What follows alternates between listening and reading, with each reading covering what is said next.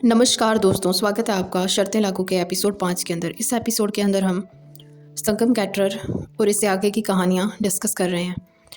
बहुत ही अजीब हो जाता है जब आपको कभी भी किसी व्यक्ति के मौत पर सिंपैथी दिखानी पड़े, संतावना व्यक्त करनी पड़े। कई ऐसे मौके आते हैं जब आपको किसी के बाप के मरने पर कोई दुख नहीं होता, ना ही किसी लड़की के घर से भाग जाने पर कोई फ़र्क पड़ता है, लेकिन समाज की रघुकुल रीत कुछ ऐसी है कि संतावना दर्ज करानी ही पड़ती है। कुछ लोग इसके एक्सपर्ट होते हैं, दूसरों के दुख में दुखी होने से जो उन्हें सुख मिलता है उस परमानंद का आप पूछिए ही मत। वे तो जैसे इस इंतज़ार में ही सांस लेते हैं कि किसी पर कोई दुख आन पड़े और वो संतावना प्रकट करने पहुंच जाए। ऐसे ही एक अंकल थे हमारे मोहल्ले में, नाम था पांडे अंकल। रिटायर थे लेकिन थके हुए नहीं थे, टायर्ड नहीं थे। दूसरे का कुछ अच्छा सुन लेते तो उस दिन खाना नहीं खा पाते थे बेचारे। कब कौन मरा, किसकी लड़की किसके साथ भागी, किसका तलाक का मुकदमा चल रहा है और किसके लड़के का आईआईटी में 2 साल से नहीं हुआ है, कौन सस्पेंड हुआ, वगैरह वगैरह। दुख को इतना आत्मसात कर लेते थे कि आंसू भी चुटकी बजाते ही आ जाते। ऐसे जैसे कोई अपनी मर्जी से थूकना चाहता है तो थूक लेता है, कोई अपनी मर्जी से कान खुजाना चाहता है तो खुजा लेता है। 13वीं के खाने से बड़ा विशेष लगाव था उन्हें। जिस दिन 13वीं का खाना खाकर लौटते तो मूड बड़ा अच्छा रहता। उस दिन घर पर किसी से भी नाराज़ नहीं होते थे। कुछ लोग सुख में ज़्यादा खा लेते और दुख में खा नहीं पाते। पांडे जी की आदत से एकदम कम्युनिस्ट थे। इंटरकास्ट शादी हो या 13वीं, दोनों में समान भाव से खाते थे। एक शादी में पास से गुजरे किसी को सुनाते हुए जा रहे थे, मिश्रा जी के लड़के ने 13वीं का जो खाना बनवाया था बहुत ही अच्छा था। अच्छा खाना तो साहब आजकल 13वीं में ही मिलता है, बारात का खाना बस खाना पूर्ति ही हो गया है। मुझे बड़ा अजीब लगा कि शादी में कोई 13वीं के खाने की बात कैसे कर सकता है। पांडे जी को एक दिन सुबह सुबह खबर मिली कि मोहल्ले वाले बबलू का पिताजी नहीं रहे। बस तुरंत अपनी बीवी को चमकाते हुए बोले, अरे सुनती हो, जल्दी नाश्ता बना दो, बबलू के यहाँ जाना है, वहाँ टाइम लग जाएगा, इसी बहाने सबसे मुलाकात भी हो जाएगी। जल्दी जल्दी नाश्ता वाश्ता निपटा कर पांडे अंकल बबलू के यहाँ पहुंचे। बबलू बैठा हुआ परांठे खा रहा था। पूरे 3 आलू के परांठे खाने के बाद अंकल की तरफ देखा और देखते ही अपनी बहन से बोला, दीदी प्लेट हटा लो, अब खाया नहीं जा रहा। इधर बबलू को देखते ही पांडे जी ने पहले से ही अपने आंसू पोंछने शुरू कर दिए। खैर थोड़ी देर में 2 आंसू आ भी गए। बड़ा कष्ट हुआ बबलू बेटा, अभी मिश्रा जी की 13वीं पर मुलाकात हुई थी पिताजी से। डायबिटीज़ थी क्या पिताजी को? नहीं अंकल। पांडे जी का संतावना का अगला बाण चलाते हुए पूछते हैं, तो फिर एकदम से कैसे? बस अंकल ब्लड प्रेशर का प्रॉब्लम था थोड़ा, बबलू ने संतावना का बाण लेते हुए बताया। इतना सुनकर अंकल जीवन दर्शन का वो अध्याय दोहराए जो केवल जीवन के बाद ही दोहराया जा सकता है। बस बेटा, आजकल ब्लड प्रेशर तो सबको ही हो जाता है, प्राइवेट नौकरी वाले चूस लेते हैं आदमी को। तनख्वाह के साथ ब्लड प्रेशर तो जैसे हर महीने बोनस में मिलता है। बबलू को समझ नहीं आ रहा था कि क्या बोले। 50 लोगों से और मिलना था और अंकल चिपक के बैठ गए थे। चलो बेटा, पिताजी की आत्मा को शांति मिले, पूजा पाठ खाने पीने के इंतजाम में कोई कसर ना छोड़ना। वैसे 13वीं कब की पड़ी है? 14 तारीख को, बबलू ने थोड़ा झुझलाते हुए कहा। ठीक है बेटा, वैसे संगम कैटरिंग वाले के खाने का इंतजाम बहुत अच्छा रहता है, बाकी तुम देख लेना, डिस्काउंट भी अच्छा दे देता है। मिश्रा जी वाले में उसी का इंतजाम था। तुम्हारे पिताजी को मिश्रा जी की 13वीं का खाना बड़ा पसंद आया था। नमस्ते अंकल, बबलू ने बीच में ही बात काट दी। पांडे जी को बीच में बात काटने की आदत थी, तो इन छोटी छोटी बातों का ज़्यादा बुरा नहीं मानते थे। चलने से पहले बबलू के कान में फुसफुसा दिए, थाली के हिसाब से सही रहता है बेटा। बबलू के पिताजी का क्रियाक्रम करके जब शाम को घर पहुंचे तो पराइन ने जानना चाहा, क्या हुआ बबलू के पिता को?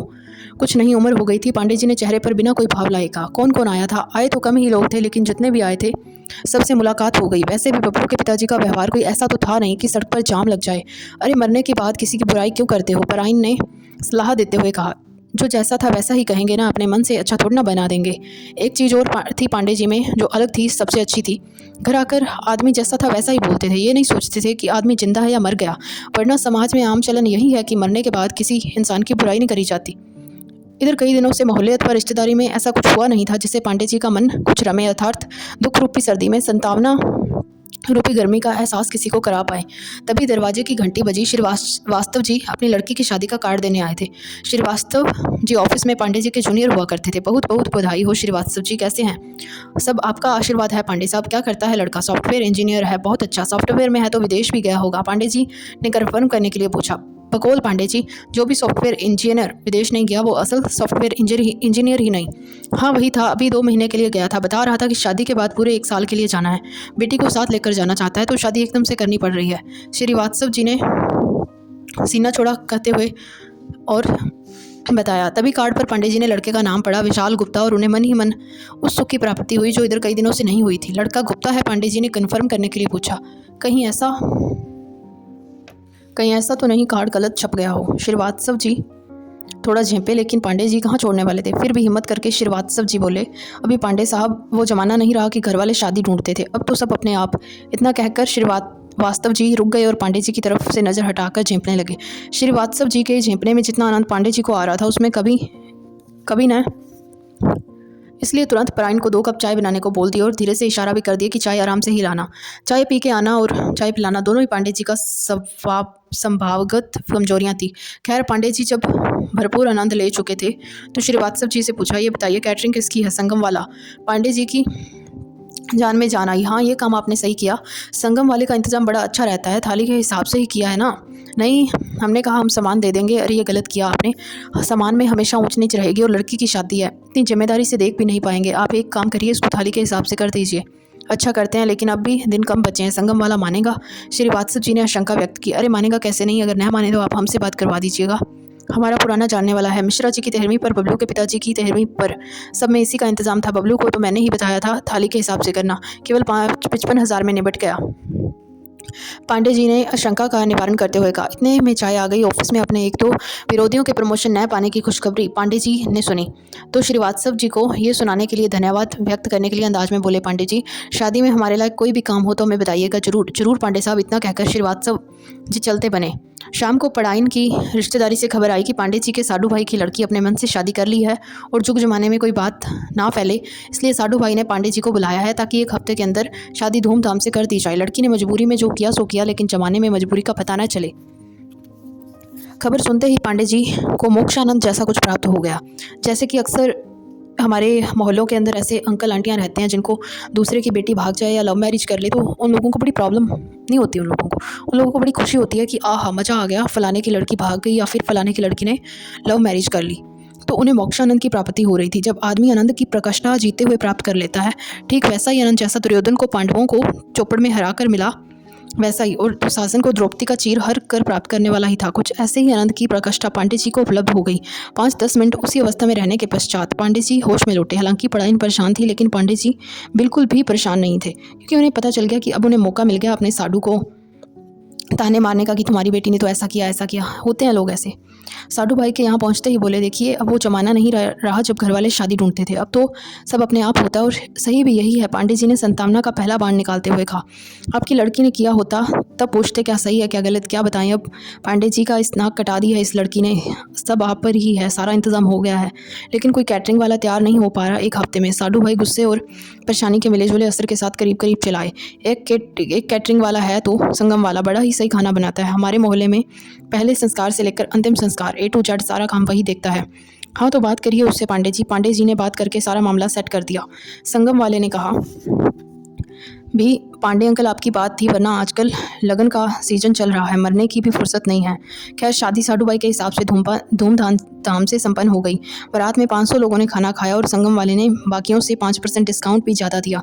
संगम वाले को पेमेंट थाली के हिसाब से ही हुआ। लड़की ने जो नाक कटाई थी पांडे जी ने फटाफट इंतजाम कराकर थोड़ी सी नाक बचा ली। दूसरे के दुख में सुखी और दूसरे के सुख में दुखी, इसी भाव से दिन और पांडे जी दोनों यूं बीतते रहे। आखिरकार एक दिन रिटायर्ड पांडे जी टायर्ड हो गए। पांडे जी के अंदर से चाहे किसी के बारे में जो भी सोचते हो, लेकिन सभी के यहाँ 13वीं में संतावना व्यक्त करने के कारण सब लोग समझते थे कि दुख में कोई आए ना आए पांडे जी जरूर आते हैं। और शायद यही बात रही, जब पांडे जी की अर्थी चली तो सड़क में जाम लग गया। पांडे जी की 13वीं के बाद उनका लड़का हिसाब किताब निपटाने संगम वाले के पास गया। इतने में भीड़ भाड़ में हो रहा कि आपका हिसाब होने में थोड़ी देर हो गई। पापा की 13वीं वाले दिन का कितना हुआ है? ये सुनकर संगम वाला बहुत देर तक कुछ नहीं बोला। लड़के को लगा चूंकि खाने वाले लोग बहुत हो गए थे इसलिए इसको जोड़ने में टाइम लग रहा है। थोड़ी देर बाद लड़के ने दोबारा पूछा, पापा की 13वीं वाले दिन का कितना हुआ है भैया? पांडे जी ने, बड़े एहसान है मुझ पर, इनका पैसा मैं नहीं ले पाऊंगा। हाँ अपने बच्चों का कभी भी कोई फंक्शन कराइए तो ज़रूर याद करिएगा। इतना कहकर संगम वाले ने हाथ जोड़ दिया और अपने दोनों आंखों पर एक बार रुमाल फेरा। अगली स्टोरी है टर्म्स एंड कंडीशन अप्लाइड। हर चीज़ पर लिखा रहता है कि टर्म्स एंड कंडीशन अप्लाइड। समझ नहीं आता, अगर कोई कंडीशन है तो सही सही बता क्यों नहीं देते, ये स्टार बना देते हैं। बहुत इरिटेटिंग लगता है। बिग बाजार से आकर सामान निकालते हुए मैंने पारुल से खींचते हुए कहा, इतना मत सोचा करो, फालतू में ज़्यादा टेंशन लेते हो और इतने ध्यान से कोई इन्हें पढ़ता भी नहीं होगा। अरे लिखा है तो कुछ तो मतलब होता होगा ना। ये एस्केप रूट है कंपनी वालों के लिए, ताकि कभी किसी को कुछ देना ना पड़े। ऑफर तो इतने बड़े बड़े करते हैं और लोग इसी लालच में ज़्यादा शॉपिंग कर लेते हैं, यहाँ तक कि वो भी खरीद लेते हैं जिसकी ज़रूरत भी नहीं होती। लेकिन finally terms and condition apply बोल के छूट जाते हैं ये लोग। मैंने सारी भड़ास एक सांस में निकाल दी। खैर छोड़ो, कॉफ़ी पियोगे? पारुल ने किचन की तरफ जाते हुए पूछा। हाँ कॉल्ड। पारुल को मैं पिछले 1 साल से जानता हूँ। तब मैं मुंबई में नया था, इस शहर और इसके लोगों से दोस्ती कर रहा था। एक फ्रेंड के यहाँ पार्टी पर मिले थे। मेरे और उसके ऑफिस के रास्ते साथ थे। बस कभी कॉफ़ी तो कभी मूवी तो पानीपुरी के लिए हम मिलने लगे। चाट की दुकान पर हमारी एक बार जरूर लड़ाई होती। मैं चाट वाले से पानी बताशे मांगता तो वह तुरंत मुझे टोकती कि पानी पूरी बोलते हैं, इसका नाम मत बिगाड़ा करो। भैया आप बताओ पानी पूरी है कि पानी बताशे? ठेले वाले भी हामी भरवाती। ठेले वाला बेचारा क्या बोलता पारुल के आगे, डर के मारे वह भी पानी पूरी ही कहता। ऐसा कुछ प्यार जैसा नहीं था हमारे बीच, कभी भी नहीं, अभी भी नहीं। बस पिछले 2 महीने से हम साथ ही रह रहे हैं। यह बात ना मेरे घर वालों को पता है ना उसके। हाँ, मेरे सभी बैचलर फ्रेंड्स को इसमें कोई दिक्कत नहीं लगती, लेकिन कुछ एक शादीशुदा लोगों ने घर आना छोड़ दिया है। खैर, मुंबई में घर मिलने की दिक्कत है, ऐसा लगता है कोई बैचलर यहाँ रहता ही नहीं। सड़कों पर, ट्रेन में जो लोग दिखते हैं सब फैमिली वाले हैं। पारुल को भी पीजी कभी पसंद नहीं थे। मैं घर ढूंढ कर परेशान हो चुका था। एक घर मुझे बहुत पसंद आया था, लेकिन मकान मालिक किसी फैमिली वाले को ही घर देना चाहता था। एक दिन ऐसे ही ऑफिस के बाद पारुल को कहा, इतनी मुश्किल से एक घर पसंद आया है, लेकिन मालिक को किसी फैमिली वाले को ही देना है घर। इतनी सी प्रॉब्लम, एक काम करो, क्या शादी कर लो? किससे? तुमसे। हाँ और क्या? पारुल ने बड़े ही आराम से पर्स से एक चॉकलेट निकाल कर मुझे देते हुए कहा।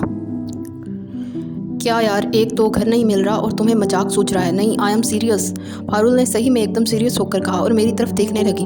मुझे अभी तक सब मजाक ही लग रहा था, पर पारुल को सीरियस देखकर मैं कुछ बोलने ही वाला था, इतने में वो जोर जोर से हंसने लगी। एक पल वो मेरा मन सीरियस रहने का किया, लेकिन फिर हंसते हुए मैंने पारुल से कहा, यार झूठ मूठ की ही बीवी बन जा मेरी। झूठ मूठ की तो बीवी नहीं बन सकती तुम्हारी। हाँ, फ्लैट लेने के लिए सचमुच की बीवी होने का ड्रामा कर सकती हूँ। तुम बोल देना कि मैं दिल्ली में जॉब करती हूँ, कभी कभी आऊँगी। यार यू श्योर? हाँ बाबा, इतने से झूठ से क्या फ़र्क पड़ता है? वह इतनी आसानी से मान जाएगी, यह मैंने कभी सोचा ही नहीं था। मैंने मजाक की तरह ही बोला था। बात सेट हो गई। हाँ, मुझे हमारा घर मिल गया। मकान मालिक को फैमिली वाला किराएदार और 3 महीने का एडवांस। मुझसे और मकान मालिक दोनों से ब्रोकर को आधा महीने का किराया। सामान शिफ्ट करने के एक संडे मैंने अपने क्लोज फ्रेंड्स का एक गेट टुगेदर रखा। पारुल को पता नहीं क्यों एक दिन पहले ही आ गई और बोली, चलो तुम्हारा सामान लगवा देती हूँ, आखिर झूठ मूठ की बीवी हूँ तुम्हारी, मेरा भी इस घर पर आधा हक है। बहुत रात तक पारुल सारा सामान देने ऐसे लगाती रही जैसे कल से रहने आ जाएगी। मुझे अजीब सा लगा और अच्छा भी। सामान लगाते लगाते देर हो गई, इतने में मकान मालिक आया और जाना जैसे भूल ही गया। पारुल को पीजी में जाने में देर हो गई। वहाँ तो कोई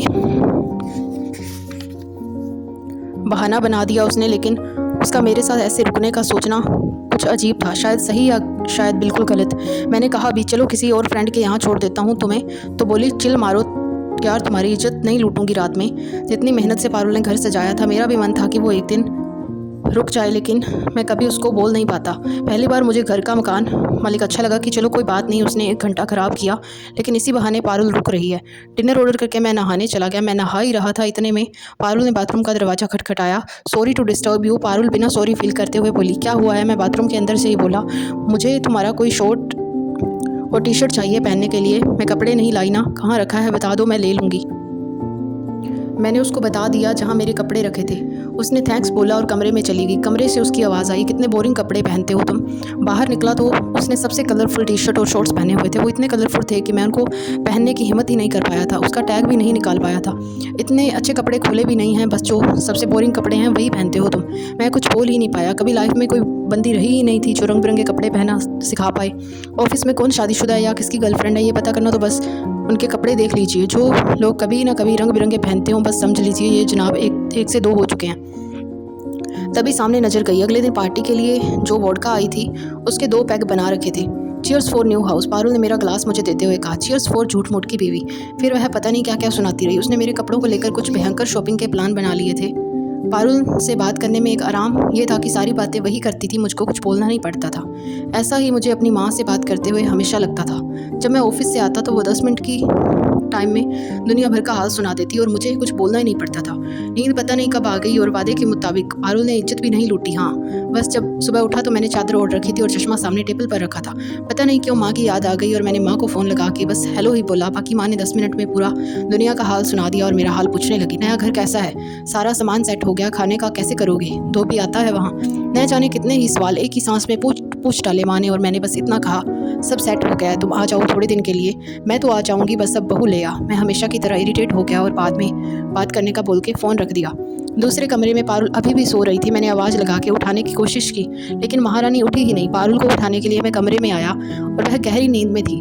खिड़की खोली तो उसकी शक्ल साफ साफ दिखी। वह इतनी सुंदर लग रही थी, ऐसा लग रहा था कि किसी नई पारुल को देख रहा हूँ। कुछ देर तो मेरा उसको उठाने का मन ही नहीं किया। कुछ देर मैं बस उसे देखता ही रहा। बिखरे बाल, बिना मेकअप में पारुल पहली बार मुझे खूबसूरत लगी। शायद इतनी देर और इतने ध्यान से मैंने उसे पहले कभी नहीं देखा था। कभी लगता है जब दुनिया की सारी लड़कियां सोते हुए इतनी सुंदर लगती हैं तो वह उठती ही क्यों हैं। उठती भी हैं तो अपने बाल क्यों बनाती हैं, बाल बना भी लेती हैं तो मेकअप क्यों करती हैं। पारुल को जी भर के देख लेने के बाद मैंने झिझकते हुए उसके कंधे को पकड़ के हिलाया। उठो, कॉफ़ी चाहिए? वो आधी नींद में बोली। कॉफ़ी नहीं है ना दूध है, उठो जाओ लेके आओ। वो अभी भी नींद में थी। बस पास की दुकान में थोड़ा बहुत सामान लेकर आया जिससे कॉफ़ी बन जाए। तुमने तो मुझे सचमुच का हस्बैंड बना लिया है मैडम, मैंने उसकी तरफ कॉफ़ी बढ़ाते हुए कहा। तो क्या हुआ, एक कॉफ़ी बनाने में इतना ड्रामा करते हो तुम? Good coffee bye the way. Coffee का पहला सिप लेकर वह आंख मिचते हुए बोली। घर के लिए बहुत सा सामान लेना है। अरे इतना तो है, और क्या चाहिए? मैंने घर में सलीके से फैले हुए सामान की तरफ देखते हुए कहा। घर को घर जैसा रखो, हॉस्टल में नहीं हो तुम, चलो फटाफट तैयार हो जाओ। फिर पता नहीं वो कौन से मार्केट में लेकर गई। मैं भी उसी रास्ते से गुजरता था लेकिन कभी मार्केट को इतने ध्यान से नहीं देखा था। पहली बार लगा कि ये मार्केट अपने आप में कितने घर छुपाए हुए हैं जिसको केवल पारुल और पारुल जैसी सैकड़ों लड़कियां तो ढूंढ पाती हैं, पर मेरे जैसे लड़के नहीं देख पाते। पता नहीं कौन से पर्दे और तरह तरह के नाइट लैंप खरीदने के बाद उसको फटाफट लगवा भी दिया। मुझे बार बार माँ की बात याद आने लगी। अब जल्दी से बहू ले आ। शाम को जितने भी फ्रेंड आए सब ने मुझे इस बात से बहुत चिढ़ाया कि मेरा घर इतना ठीक ठाक कैसे था। साले चक्कर क्या है, प्यार व्यार तो नहीं हो गया ना तुझे? मैंने पारुल को झूठ मूठ की बीवी जो बना लिया है, सब उसका कमाल है। सबके सामने जैसे ही यह बोला वह पहली बार बहुत ही थोड़ी सी शर्माई, इतनी थोड़ी कि बस मैं देख ही पाया। Cheers for new house everyone. बात काटते हुए पारुल ने गिलास आगे बढ़ाया। पार्टी खत्म हो गई। कई दिन बाद हम सारे मिले थे, वरना कॉलेज के बाद ऐसे गेट टुगेदर बहुत ही कम हो पाते थे। सबके जाने के बाद मैं कमरे में अंदर सोने आया। अभी भी सुबह वाला कॉफ़ी का कप पड़ा था। मैं बहुत देर तक उस कप को देखता रहा, फिर फ़ोन करके उठाया और पारुल को एसएमएस किया। थैंक्स फॉर नॉट लूटिंग माई इज्जत, शट अप। झट से उसका रिप्लाई आ गया। अगले दिन सुबह उठा, कॉफ़ी बना के संडे टाइम्स पढ़ ही रहा था, तभी पता नहीं क्या याद आया और फिर मैंने एसएमएस किया, कॉफ़ी इज़ रेडी। उसका कोई जवाब नहीं आया तो मुझे लगा कुछ ज़्यादा ही सोच रहा हूँ। जैसे कि नॉर्मल लड़के नई जान पहचान के बाद ज़्यादा सोचने लगते हैं, और नॉर्मल लड़कियाँ ये सब सोचती ही नहीं शायद। जो नंबर मोबाइल में पारुल के नाम से सेव था उसका नाम बदलने का मन भी किया। सोचा नाम बदल के पीवी लिख देता हूँ, लेकिन फिर मुझे बहुत ही किडिश लगा और अपने इस नए बचकानेपन पर हंसी आ गई। खैर मुझे 20-25 दिन के लिए एक असाइनमेंट के सिलसिले में दिल्ली जाना पड़ा। जाने से पहले पारुल को बताने के लिए फ़ोन किया तो वो एयरपोर्ट आने के लिए कहने लगी और बोली मुझे घर की कीज़ दे के जाना। पीजी बहुत ही बोरिंग लगता है, मुझे आने में 20 से 25 दिन लग जाएंगे। इसी बीच हमारी ज़्यादा बात नहीं हुई। हाँ, मकान मालिक एक बार आया था, पारुल ने उसे पैसे दे दिए जिसके लिए मैं बहुत गुस्सा भी हुआ। तो वह मजाक में बोली, अरे झूठ मूठ की बीवी हूँ तुम्हारी, मेरा भी इस घर पर आधा हक है। दिल्ली से आने से पहले मैंने पूछा कुछ लाना है तुम्हारे लिए यहाँ से? Oh god please don't behave like a faithful husband, बस वोडका ले आना, वी विल सेलिब्रेट। मैं एयरपोर्ट से वोडका लेकर घर पहुँचा तो वहाँ ताला लगा था। मैंने कॉल किया तो बोली कि उसे कुछ ज़रूरी काम आ गया था। घर की एक चाबी वहीं गमले में छुपा दी और दूसरी अपने पास रख ली है। मैंने जानने की कोशिश भी की कि कब आएगी तो उसने फटाफट फ़ोन रखवा दिया। मैं घर जैसे छोड़ के गया था वैसा ही बिल्कुल भी नहीं था। यह बात भी बहुत इरिटेट करती थी मुझे जो चीज़ जहाँ वैसी चाहिए होती है। इस बात को लेके माँ से न जाने कितनी बार कहा सुनी हो जाती थी, लेकिन इस बार मुझे गुस्सा नहीं आया। बेड पर एक नई टी शर्ट भी रखी हुई थी, वो भी लाल रंग की। रात के 2 बजे पारुल का कॉल आया, वो शायद रो रही थी। Can I come to your place? मैं पूछता रहा कॉल पर, लेकिन उसने कुछ नहीं कहा। आधे घंटे बाद वह घर पहुंची, बिना घंटी बजाए दूसरी चाबी से उसने घर खोला और अंदर आ गई। मैं जगा हुआ था, मुझे देख के कुछ नहीं बोली, वॉशरूम में गई और ज़ोर ज़ोर से रोने लगी। मैंने बहुत कोशिश की लेकिन उसने दरवाज़ा नहीं खोला। तकरीबन 20-25 मिनट बाद बाहर आई, मुस्कुराने की कोशिश करते हुए बोली, आई am extremely sorry for this. 5 minute तक चुप रही। उसका लाया हुआ एक लैंप चल रहा था। वोडका है? हाँ। 2 पैक पीने तक वह कुछ नहीं बोली और मैंने भी कुछ नहीं पूछा। तभी एकदम से रोने लगी। आई fucked up many things, I had an affair with my boss and he is talking divorce from her wife, his daughter is so pretty, I can't ruin her life for fucking love and all. बहुत देर तक वह पता नहीं क्या क्या बोलती रही। ऐसे ही पापा हमें छोड़ के चले गए थे। मैं 12 साल की थी। इतना बोल के वह चुप हो गई। मुझे इतना गुस्सा कभी किसी पर नहीं आया था। मन किया उसको बोलो यहाँ से अभी चली जाए और कभी अपनी शक्ल ना दिखाए। इतनी देर तक तुम कहाँ थी? मैंने गुस्से में पूछा। लोकल स्टेशन पर। तुमने मुझे जो आज कुछ नहीं बताया क्यों नहीं? पूरी गिलास वोडका एक बार में पीते हुए मैंने उससे पूछा। वो कुछ नहीं बोली और थोड़ी देर बाद दूसरे कमरे में जाकर सो गई और मैं कई दिन तक सो नहीं पाया। मेरे अंदर कुछ टूट गया था। मैंने छुट्टी ली और माँ के पास चला आया। घर आकर कुछ नहीं बोला, लेकिन मेरे बोलने से फ़र्क नहीं पड़ता। माँ से बिना बोले ढेरों बातें हो गई। मैं मुंबई लौटने से पहले पारुल को फ़ोन करके बोला, मैं शाम को आ रहा हूँ और तुमको अपने घर पर देखना नहीं चाहता। मेरे आने से पहले तुम चली जाओ। वह कुछ नहीं बोली। मैं शाम को अपनी चाबी से दरवाज़ा खोल के अंदर पहुँचा तो वह वहाँ नहीं थी। मैं कुछ नहीं बोला, नहाने चला गया। आया तो 2 कप मग कॉफ़ी सामने रखे हुए थे। I want to start a fresh a new life, are you sure? मैंने खींचते हुए पूछा। हाँ, but I will take some time, but by the way I am extremely sorry I put you in a awkward situation. फिर पता नहीं बहुत देर तक क्या क्या बोलती रही। मैं उसको बहुत देर तक देखता रहा। बाल एकदम सही से बने हुए, थोड़ा सा मेकअप, वह बहुत बिल्कुल भी अच्छी नहीं लग रही थी। यह कभी तय नहीं हुआ कि हम साथ रहेंगे। वह पीजी जाती लेकिन फिर 2-3 दिन बाद आ जाती। हम वोडका साथ पीते, वह दुनिया भर का हाल सुनाती। एक दिन अचानक ही पूछ बैठी, तुम मेरी दी हुई टी शर्ट कभी नहीं पहनते। इस बात का कोई जवाब नहीं दिया मैंने। बहुत दिनों तक मैं उससे गुस्सा था इसलिए नहीं पहन रहा था, लेकिन टाइम के साथ मेरा गुस्सा जा चुका था और अब उसका पीछे जाना कम होने लगा। वो अक्सर मेरे यहाँ रुकने लगी थी। सब कुछ नॉर्मल होने लगा। उसको घर सजाने का बहुत शौक था। उसका घर सजाना अच्छा ही लगता था। गलती और शुरुआत दोनों का मौका सबको मिलना चाहिए। उस दिन मैंने उसकी दी हुई टी शर्ट पहनी और पूछा, कैसी लग रही है? एकदम सेक्सी, पहना करो थोड़े हैपनिंग कलर्स। बस केवल घर पर ही पहनूंगा, समझी? मैंने हंसते हुए कहा।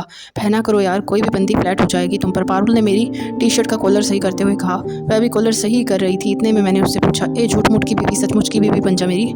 मैंने झूठ मूठ की बीवी बोलना छोड़ ही दिया और पता नहीं कैसे मेरे मुंह से निकल आया। सब कुछ पता होने के बाद भी पारुल ने पूछा। हाँ, मुझे उससे फ़र्क नहीं पड़ता। और यह सुनते ही उसने मुझे गले लगा लिया। बहुत देर तक कुछ नहीं बोली और उसके आंसुओं को अपने होठों से पोंछकर वापस उसके माथे पर लगा दिया मैंने, ठीक वहाँ जहाँ बिंदी लगाई जाती है, जहाँ सिंदूर शुरू होता है। You are an amazing human being, लेकिन मैं ऐसा नहीं कर पाऊँगी। कुछ ऐसी सिचुएशन और कंडीशंस है मेरी कि छोड़ो ये सब। क्या कंडीशंस हैं मैं बता नहीं सकती। मुझे बहुत गुस्सा आया। उस दिन हमारी कोई बात नहीं हुई। अगले दिन कॉफ़ी बनाकर उसने मुझे उठाया और बोली, चलो बिग बाज़ार चलना है। ऐसे बिहेव कर रही थी जैसे कल रात कुछ हुआ ही नहीं। हर चीज़ पर लिखा रहता है टर्म्स एंड कंडीशन अप्लाई। समझ नहीं आता, अगर कोई कंडीशन है तो सही सही बात क्यों नहीं बता देते और ये स्टार बना देते हैं कि बहुत इरिटेटिंग लगता है। बिग बाज़ार से आकर सामान निकालते हुए मैंने पारुल से खींचते हुए कहा, इतना मत सोचा करो फालतू में, ज़्यादा टेंशन लेते हो और इतने ध्यान से कोई पढ़ता इन्हें होगा भी नहीं। अरे लिखा है तो कुछ तो मतलब होता होगा ना। ये एस्केप रूट है कंपनी वालों के लिए, ताकि कभी किसी को कुछ देना ना पड़े। ऑफर तो इतने बड़े बड़े करते हैं और लोग इसी लालच में ज़्यादा शॉपिंग कर लेते हैं। यहाँ तक कि वह भी खरीद लेते हैं जिसकी ज़रूरत भी नहीं होती। लेकिन finally terms and condition apply बोल के छूट जाते हैं ये लोग। मैंने सारी भड़ास एक सांस में निकाल दी। खैर छोड़ो, कॉफ़ी पियोगे? पारुल ने किचन की तरफ जाते हुए पूछा। खैर 2-3 महीने में ऐसा ही चलता रहा। इन 2-3 महीनों में मैंने कभी उसको दोबारा शादी के लिए नहीं पूछा। मुझे लगा कि वैसे भी अब वह बॉस वाले चक्कर से बाहर निकल रही है, थोड़ा टाइम देना चाहिए। मुझे इस बात का गुस्सा भी अब नहीं था कि उसने मुझे कुछ बताया नहीं था। लड़के अक्सर ज़्यादा सोच लेते हैं, मुझे ऐसा ही लगा। बात चाहे जो भी हो, मैं चाहता यही था कि मेरा जो घर पारुल ने अपने हिसाब से सजाया था उसमें आकर वही रहे भी। घर को भी मेरी तरह पारुल की आदत हो चुकी थी। पारुल 2-3 दिनों के लिए दिल्ली गई थी। जब 2-3 दिन बाद भी वह नहीं आई तो मैंने ही कॉल करके पूछा कब आ रही हो, तो उसने बताया कुछ काम आ गया है, अगले वीक तक आ ही जाएगी। पिछले 1 साल में ऐसा पहली बार हुआ कि पूरा हफ्ता पारुल नहीं आई थी। आज सुबह ही उसका फ़ोन आया। वह मुंबई वापस आ गई है और शाम को घर आएगी। उसी दिन मेरा प्रमोशन लेटर भी आ गया। मैंने सबसे पहले कॉल करके पारुल को बताया और बोला शाम को टाइम पर आ जाना। माँ को फ़ोन किया तो उन्होंने वही दोहराया जो हिंदुस्तान की सारी माएँ लड़के के प्रमोशन के बाद करती हैं। अब तो प्रमोशन भी हो गया, अब तो बहू ले आ। घर पहुँचकर फ़ोन पर सबसे बधाई लेते लेते मैं 9 बज गई, लेकिन तब तक पारुल नहीं आई। मैंने कॉल किया, क्या सरप्राइज़ देने वाला वो इतना टाइम लगा रही हो? आई एम एक्सट्रीमली सॉरी, लेकिन अब नहीं आ पाऊँगी। मेरे बॉस की बेटी अब उसके साथ ही रहेगी। उसने दिल्ली ट्रांसफ़र ले लिया है। हम तीनों अब साथ रहेंगे। पारुल ये बोलकर रोने लगी। तुम दिल्ली इसलिए गई थी, तुमने कभी बताया नहीं। मैं गुस्से में चिल्लाया। मैंने बताया था कि मैं नहीं बता सकती। ये बोलकर पारुल और ज़ोर ज़ोर से रोने लगी। फिर वह बहुत देर तक पता नहीं क्या क्या बोलती रही। मैंने फ़ोन बिना काटे ही सामने टेबल पर रख दिया जहाँ उसका जूठा कॉफ़ी का कप रखा था। मैं बहुत देर तक कॉफ़ी का कप देखता रहा। बहुत देर तक कप के नीचे बिग बाज़ार का लकी ड्रॉ कूपन पड़ा था, टर्म्स एंड कंडीशन अप्लाइड वाला। हर एक चीज़ जो बाज़ार में मिलती है वो किसी ना किसी कंडीशन के साथ है। थोड़ा गौर से देखेंगे तो एक छोटा सा बना स्टार दिख जाएगा और लिखा होगा star terms and condition apply. Parul से भी मेरे रिश्ते का यही सच था। उन सैकड़ों कहानियों जैसा जो अधूरी छोड़ जाती हैं। पारुल का बहुत सारा सामान अभी भी मेरे पास पड़ा है। न वह कभी लेने आ पाई, ना मैं देने जा पाया। घर मुझसे झेला नहीं जाता। बहुत दिनों तक सोच रहा हूँ घर बदल लूँ। कई घर देखे भी, लेकिन जो पसंद आ जाता है वहाँ फैमिली वाली कंडीशन है।